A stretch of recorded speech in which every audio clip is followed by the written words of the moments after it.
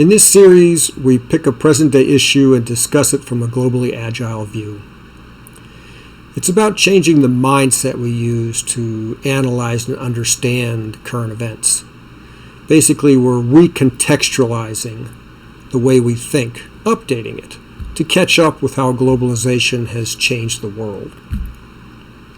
Now, usually we filter the information we receive and only take into account the stuff that agrees with our pre-existing opinions. Then we go home and pound our chest about how right we are. Don't feel bad, everybody does it. The problem is that today we are filtering out wholesale information, global information, that is important to decisions we need to make. For example, you're considering a career. You have to investigate how, given future advances in communication, someone from another country might be able to do the job for half the pay.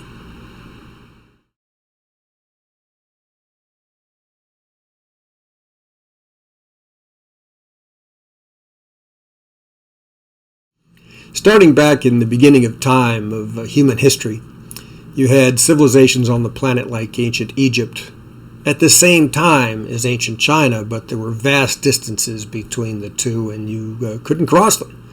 Today, everybody on the planet lives eyeball to eyeball. Borders were places where the world ended.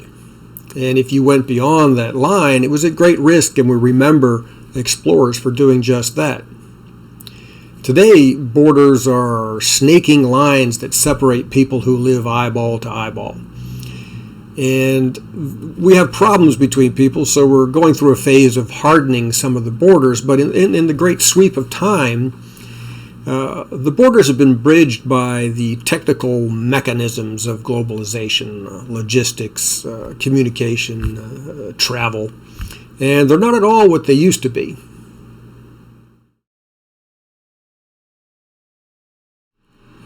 And in fact, the real border that exists today is spherical and planetary, and we're all inside it. Anywhere where there's air, climate, and COVID floating around, we're all inside that border together. One of the things that's crossing all borders without going through customs, so to speak, is information.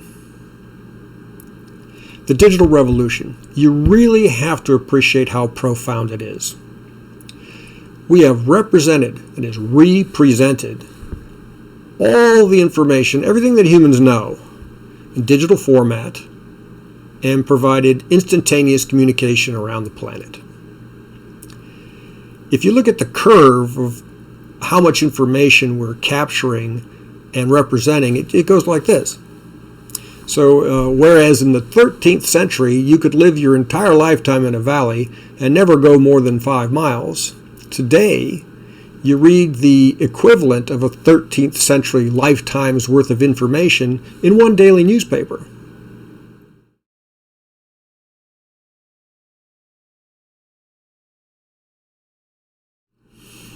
So there's this massive flood of information that's swirling around inside the spherical border, and nobody has any privacy. It used to be that countries had internal dialogues about other countries. Now everybody can hear what you're saying. You can even participate in another country's internal dialogue. This is not what we got used to during the first 50,000 years of human history. Another thing that's incredibly different and weighty to appreciate is that stakeholders in your life don't just come from people you know, from around you, from your culture. You have real stakeholders, really important stakeholders in your life that come from other cultures. It could be the people who own the company you work for, who now own the company you work for.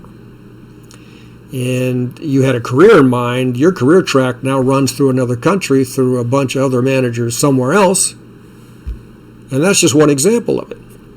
These stakeholders can come from any culture at any time. And what's really bottom line profound about that is that if you were born in the 1900s or raised by somebody who was. You were raised with a frame of reference that is based on the old world, not as the world as it exists today. And that world hasn't been around long enough or stood still long enough to create frames of reference. So everybody on the planet is in the same position, with communication and technology and the interweavings of population and economies and societies and art and all that stuff that has just run fast forward, faster than we can run. And that's why it's interesting to look at a current event or an issue that's in the news now and say, okay, I'm looking at this with a frame of reference, one I have, and it's outdated. So how do I look at it in a more realistic way and move my frame of reference forward to recapture some of the ground we lost as we fell behind and to catch up with how globalization has changed the world?